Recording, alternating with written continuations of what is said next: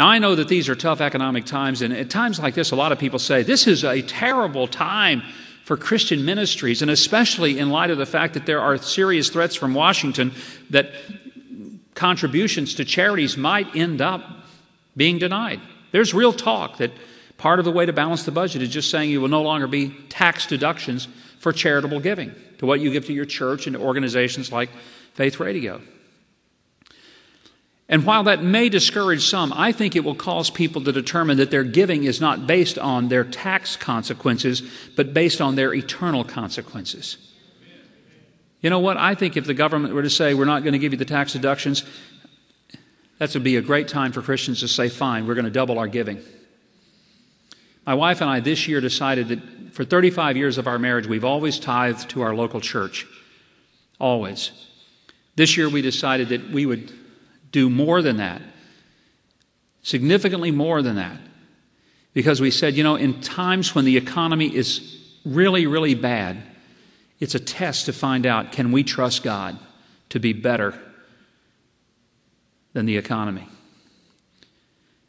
And I really would certainly think it's appropriate to say that Faith Radio asks no one to take something from their church. I think it's pretty evident that even by what Mark said and what Paul has said here tonight, that nobody is saying Faith Radio ought to replace your church. Your church ought to be your storehouse of giving. I believe that, not just because I was a pastor, but it doesn't hurt. I'll tell you that right now. God never wants people to take from their church, their spiritual home, but in addition to that, to give over and above so that the gospel can go forth. Now, I know that for some people, there's always this idea there's a conflict between being a person who's been involved in both ministry and politics, and believe me, I had a lot of that, especially when I first ran. And I'll never forget the lady who came up to me. She told me, said, I just want you to know I don't think people like you ought to get involved in politics. And I didn't vote for you. I'm not going to vote for you. And even though I'm Baptist, but when she said that, I knew I'm about to get an earful. And she said, I just want you to know you ought to stay out of politics.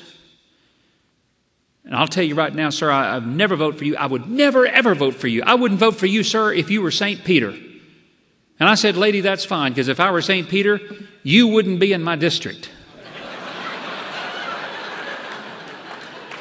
I know some of you think that's a little unkind, but I'd already marked her down as undecided about me, and I wasn't going to worry about it.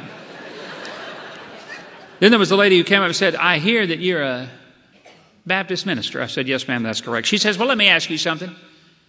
Are you one of those narrow-minded Baptists who think only Baptists are going to heaven? I says, no, lady, I'm more narrow than that. I don't think all the Baptists are going to make it myself.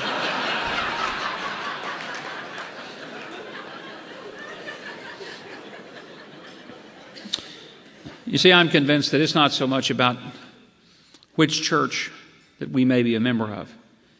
God may be testing us not on the basis of our church, but on the basis of our absolute devotion and whether we're going to sell out completely to Him as opposed to sell out to something else. And He's looking for people who will trust Him and believe Him and not trust all the economic conditions and cycles. Folks, I want to tell you something. If every day I depended upon what I saw in the headlines of the paper, in fact, if I depended upon just what I read myself for the commentaries that I do on the radio every day, I'd be a pretty discouraged person. I'd think the world was pretty much coming to an end and that the country wouldn't make it another 4 or 5 years. And it may not. I don't know. I honestly don't know. But here's what I know. That 100 years from now, whether the country makes it or not, I know that my feet are on solid ground because as a 10-year-old kid, I put my faith in Jesus Christ and I trusted Him. And He promised that He would never leave me, never forsake me. The whole world may turn against me, and sometimes I think they have. But He's never, never turned His back on me.